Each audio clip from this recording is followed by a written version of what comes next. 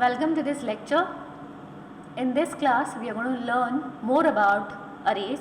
So the next operation would be adding an element in the array in the position which is user entered. So what I mean by that is, if you see this example on the top, if suppose I want to add an element at this position, okay, between 23 and 45, suppose I want to add another element, how would I do that? Or suppose say I want to enter one element before 23, how would I do that? Okay, so this particular task of adding element wherever we want in the array, that we are going to learn in today's class. Previously we have seen how to delete an element, how to add an element at the end of the array, and how to actually search for an element in the array. All these things are already done previously.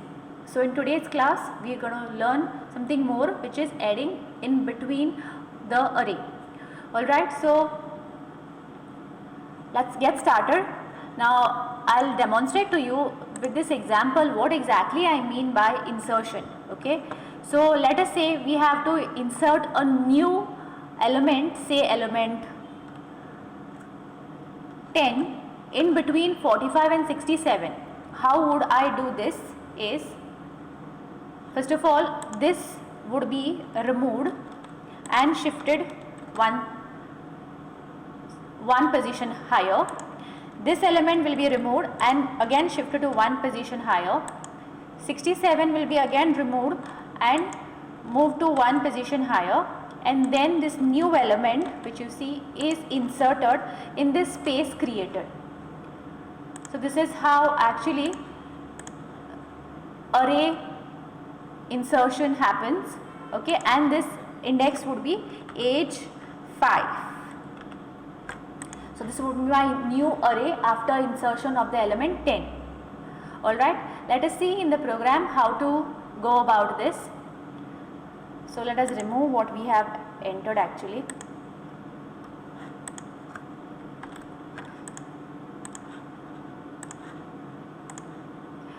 Okay, so the compiler you see is the online compiler.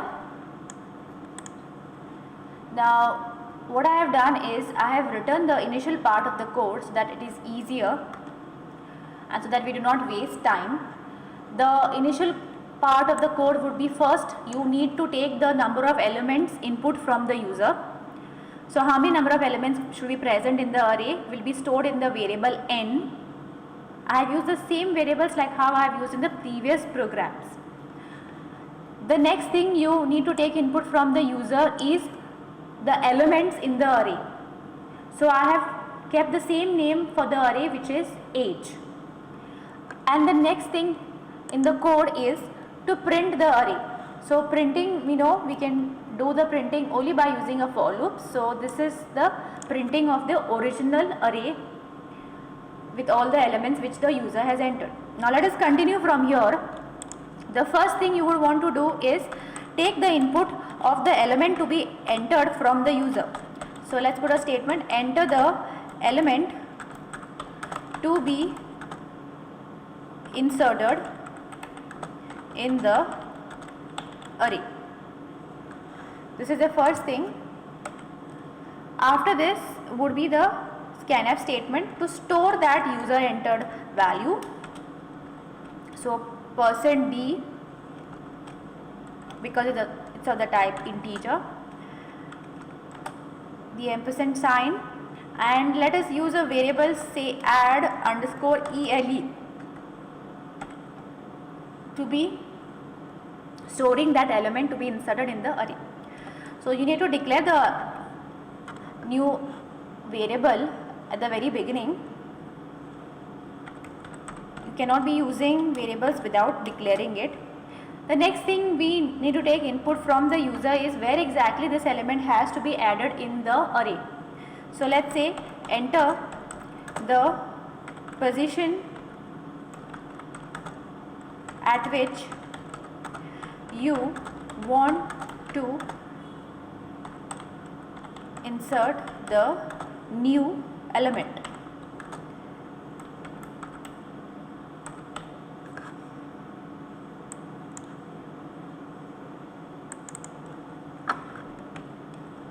us scroll this. So next thing would be this. Okay, I'll write scanf statement for taking the input, %d because it is the type integer, comma, ampersand sign, and let's call this variable as position because this is the position at which the array element would be entered. Okay, so let's call it position itself. Now the next thing is the logic how to do this. So we actually need to write a for loop. Okay, now as I have mentioned to you, as I demonstrated to you how exactly the insertion happened, what you need to do is the first thing is you have to go at the end of the array and shift this to the position higher, then shift the next element to this position and so on. So we need to start the for loop from the end of the array. So the end of the array is actually n minus 1. You all know this because if n is the size, then this last index is n minus 1. So if the size is 5, 5 minus 1, 4. Next is the condition. So the position has to be always greater than equal to the point or the place where you are actually entering that element. So I would call that as position minus 1 because you all know position and index is different. So to get the index we have to do position minus 1, and this is a decrement for loop. So I minus minus. Let's write the inside of the for loop now. Inside in the for loop, this is what happens. So you need to first move this to the higher place, okay, or the next index. So the next index would be actually I plus 1. Sorry, I plus 1. So whatever is in I will be actually put in I plus 1. So this is what happens in this case. I will explain you this logic, okay, by tracing the same example later on. First let's complete the program. Once this thing is done, now whichever empty slot will be created, in that empty slot we have to add that new element. So the empty slot actually is this. It's not position, but it is position minus 1. Because why? The reason is that it is not the position at which we enter, actually is the index. In array you all know you have to enter at a given index. So do not get confused with positions and indexes. So at this place we want to enter the new element, and the new element is called as add ELE. We have already declared it and taken input previously. So once this is done, all we got to do is print the new array. So how do we print? Just use this for loop and print the array over here. So this is how it would be. Now remember, it has to go to I plus 1. If you all have watched the previous program, it was I minus 1 because while deleting we actually lose one element, so the array size decreases. But when we add a new element, the array size increases, so it has to be n plus 1. One extra element has come. So this is for actually printing the array. Let's execute the code and see if there are any syntax errors. There are no syntax errors, so we can get the output. Let's enter the elements in the array. 5 elements, 23 is the first, then is 45, 101, next element. I am entering the same example which you all can see at the top of the screen. 67 and next is 200. Press enter. This is what comes. Enter the element to be inserted in the array. So let us say we want to enter a new element, say 10. 10. Press enter. Enter the position at which you want to insert the new element. Say we want to insert the new element at the place where 45 is present, which is actually the position 2. So 2, enter, this is the output. So you see this is a new array after I have entered the element 10. So element 10 is entered at position 2 over here, and this is the new array which gets displayed. Okay, so this is how the code works absolutely fine. Now let us look at this logic, how exactly it happens, this happens. Now what happens the first time is that, let's just trace this example. Let us say we want to now enter 10 over here, the same example what we have taken over here. Okay, we have to enter 10 in the second position, basically replace the 45 element. Okay, so how do we go about with that? First time the for loop will be like this ways. I'll just write it as comment statements so that it does not modify my code. So the for loop will be I will be equal to n minus 1. So n minus 1 in my case actually is n is 5 because there are 5 elements. So n minus 1 is 4. The next thing is I should be greater than equal to position minus 1. So position is second position which I want to, position is rather the place where the element has to be added. So it is 2 in my example. So 2 minus 1 will give me 1. So this part would be 1. Actually it means index 1. If you see, this is index 1 over here in the example. Okay. Now the next thing is checking. Now I is 4. Is 4 greater than equal to 1? Yes, it is. So that means what is inside the for loop takes place. So what is inside the for loop is these lines which does age of I plus 1 equal to age of I. Now I will again make this as comment statement so that our code does not get modified. So currently my I is 4. So 4 plus 1 is 5 equal to, or rather I'll write it in the same way.